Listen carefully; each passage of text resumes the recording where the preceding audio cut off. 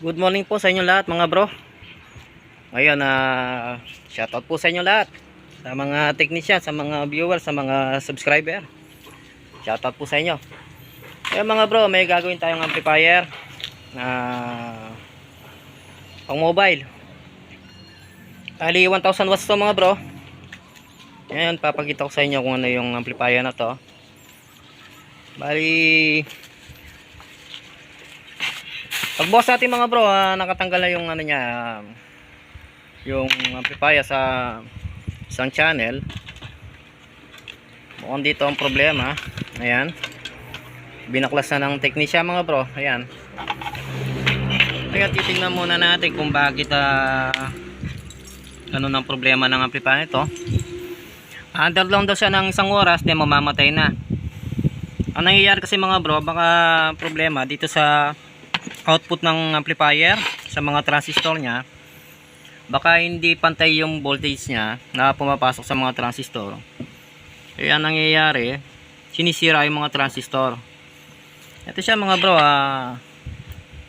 tinanggal na yung isang channel. Ayan, yung left channel tinanggal na. Bali yung right channel good pa siya, wala pang problema. Ayan, ito yung mga parts. Bali tatlo yung tinanggal na parts. Sibak. Yan, sira na tong tatlo.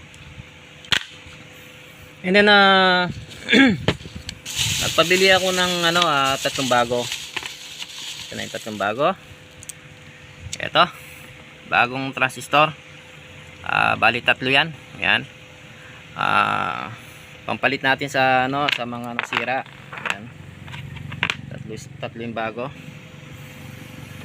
Ayun, check muna natin kung anong salarin nito, kung bakit naninira ng transistor. Itignan muna natin yung problema nito para malaman natin kung saan yung trouble. Balikan na lang natin mamaya. Check muna natin. Ito mga bro, may napansin ako dito sa amplifier. Ito siya. Bali dinouble check ko siya. Itong isa na to, ayan naglagay siya ng transistor na C1815.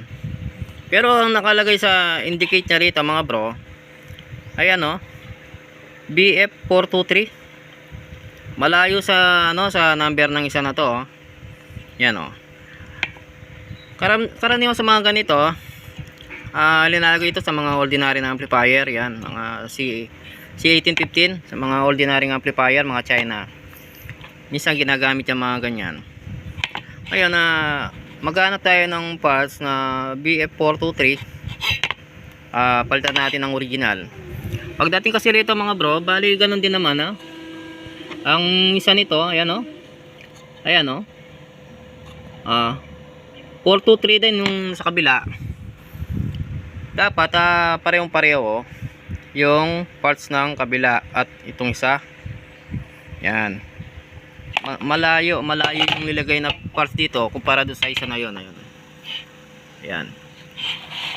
Ngayon ang gagawin natin, palitan muna natin to and then mag check tayo ng voltage. Tignan natin kung okay na yung output nya, kasi kailangan kasi dyan pantay-pantay yung output para pag sinaksak natin sa 220 hindi masisira yung mga transistor. Minsan kasi hindi pantay yung voltahe rito, maninibak ng pyesa yan, sisirain yung pyesa, sibak agad yung pyesa. Ngayon ang gagawin natin, mag check muna tayo ng voltage. Papalitan muna natin to, then mag check tayo ng voltage. Balikan na lang natin mamaya, palitan muna natin yung parts.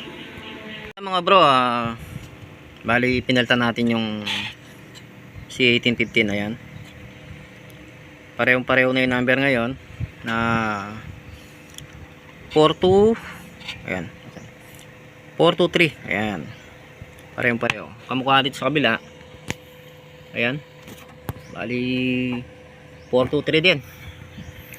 Ayan, lagay na natin to para magkaalaman na mga bro kung ubra ba yung ginawa natin. Bali pinalitan na natin yung tatlo, dalawa rito at isa rito sa may dulo. Ayan haba. Yan, hindi pa natin siya pinutol, mamaya na lang. try muna natin siya kung ubra. Okay. Ayan, ito mga bro, isaksak na natin. Bali, nag-test na lang ako ng continuity rito. Okay naman, wala naman siya shorted. Ngayon, ang mangyayari ngayon, i-actual na natin siya. I-actual na natin. Okay, saksak muna natin. Yan. Kaya maririnig naman dito, kapag umandar na yung relay niya, ibig sabihin din na siya nakaprotect. Ito kasi mga ganitong amplifier, kapag may problema pa yan, kahit anong gawin mo, hindi magre-relay yung kanyang switching papunta sa speaker. Ayan, i-on natin, tingnan natin kung papasok na yung ano ng relay. Kung may tunog na sa relay. Ayan, mandar na.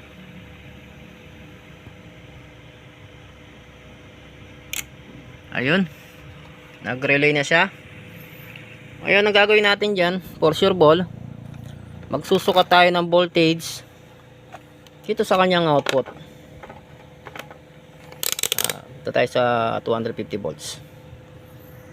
Bro, paki ano lang yung camera. Yan, ganyan.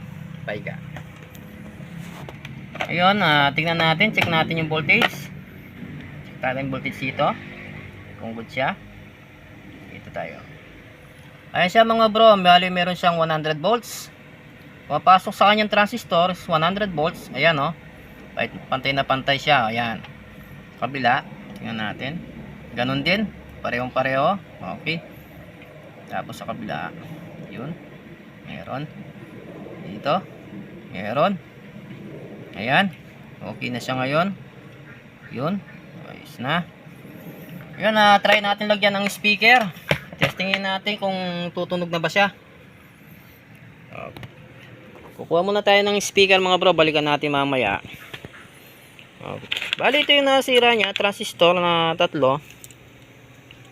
And then pinalitan natin yung yung drive niya sa mga output niya. Ito.